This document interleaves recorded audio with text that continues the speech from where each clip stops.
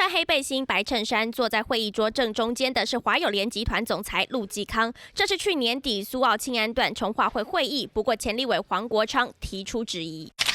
依照中央法规，河川土石挖掘和标售，厂商必须分开，避免弊端。宜兰县府却在去年1月修正法规，民间团体可以向县府专案申购土石。而修法后，同年3月，华友联重划会就提出申购。他们在2020年的时候，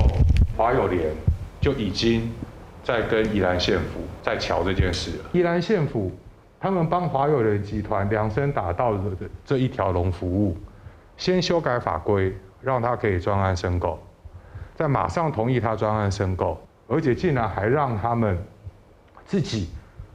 整个参与湿地重划的营造厂商取得这个标案，从新城溪这边挖土石，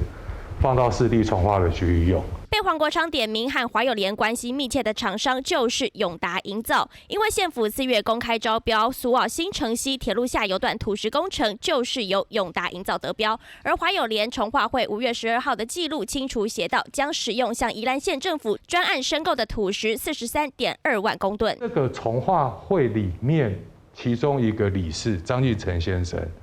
他事实上就是之前永达营造的董事长，经济部水利署对我们国家的河川所做的规范，华友联集团是绝对没有可能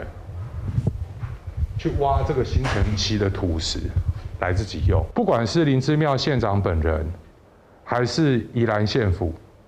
他们都没有正面的出来回应这些质疑。针对指控，华友联声明庆安重划区开发皆依法办理，有关臆测相关报道均非事实。宜兰县府截稿前没有回应。三立新闻黄大峰、魏文轩台北报道。